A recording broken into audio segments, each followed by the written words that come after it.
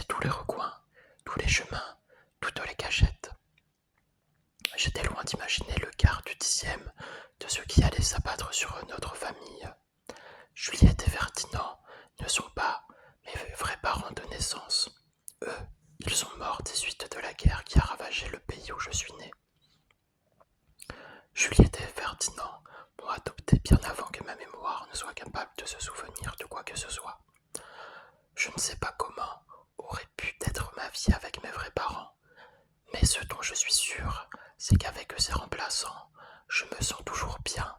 C'est le bonheur, quoi.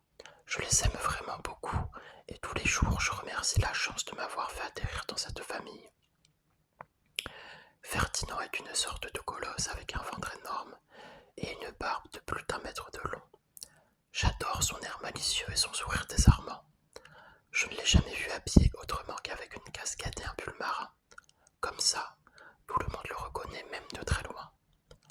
Au cours de sa vie, mon père avait plusieurs fois le tour du monde et bourlingué sur toutes les mers du globe. Il a pris sa retraite peu de temps avant mon adoption.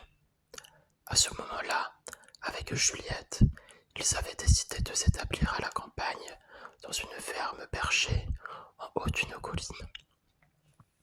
Notre maison était loin de tout, mais Juliette disait toujours qu'on y vivait comme dans un mini-royaume de contes de fées. Nous avions quelques animaux domestiques, des poules, des chèvres, des cochons, un cheval, et même une vache qui nous donnait du lait 2 fois par jour. Un bon vieux chien, un peu feignant sur les bords, complétait la petite famille. En face de notre maison, de l'autre côté de la cour, se dressait une immense grange de 4 niveaux. Elle se voyait de loin. C'était un repère pour tous ceux qui, d'aventure, passaient dans les environs. Ferdinand m'avait dit un jour que du toit de cette grange, par temps clair, on pouvait voir la grande muraille de Chine. Je savais bien que c'était une blague, mais pourtant, un jour, je suis pratiquement sûr de l'avoir aperçu. Depuis que Ferdinand avait abandonné la marine pour l'agriculture, il se passionnait pour son tracteur, une véritable antiquité qu'il avait repeint en rouge vif. Quand il était aux commandes de son engin, je guettais toujours le moment où il allait me dire « Allez, grimpe, fiston !» Alors là, je sautais de joie. J'avais intérêt à me cramponner solidement à la tôle du garde-boue pour ne pas me faire éjecter. Ça me cisaillait les doigts, mais je n'aurais cédé ma place pour rien au monde. Le tracteur de Ferdinand faisait un boucan de tous les diables.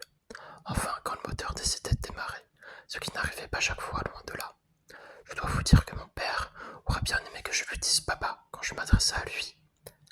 Mais c'était plus fort que moi. Ce mot-là n'arrivait pas à sortir de ma bouche.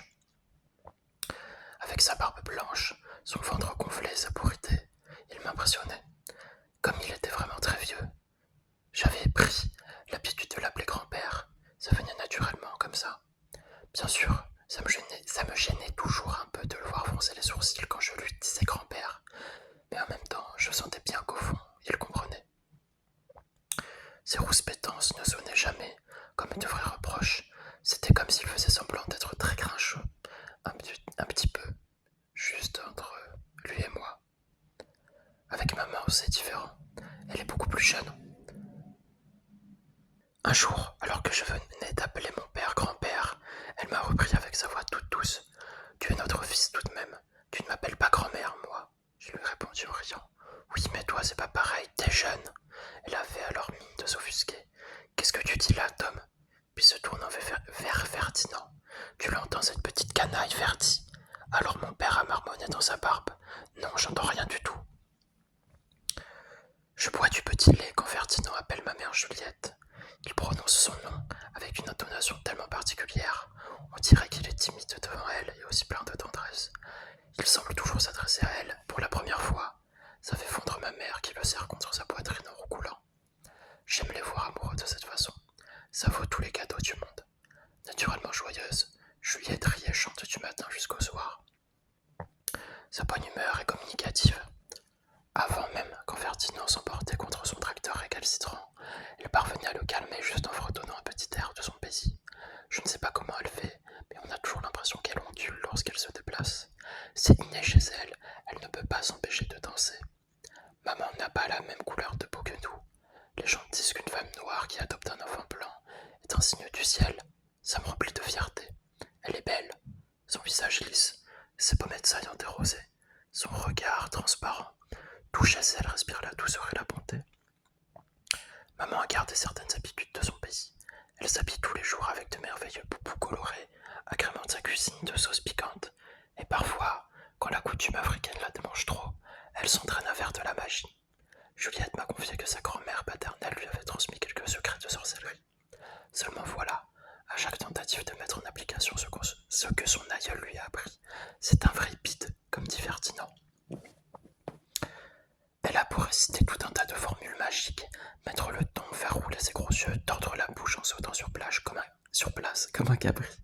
L'opération se solde par un échec. Quand elle se met dans ces états-là, avec mon père, on se regarde du coin de l'œil et c'est plus fort que nous. On ne peut pas s'empêcher de rire à s'en faire mal au ventre. Ce qui est extraordinaire, c'est que Juliette ne le prend jamais mal. Au contraire, elle reste de bon cœur avec nous. Décidément, je n'y arriverai jamais, conclut-elle chaque fois.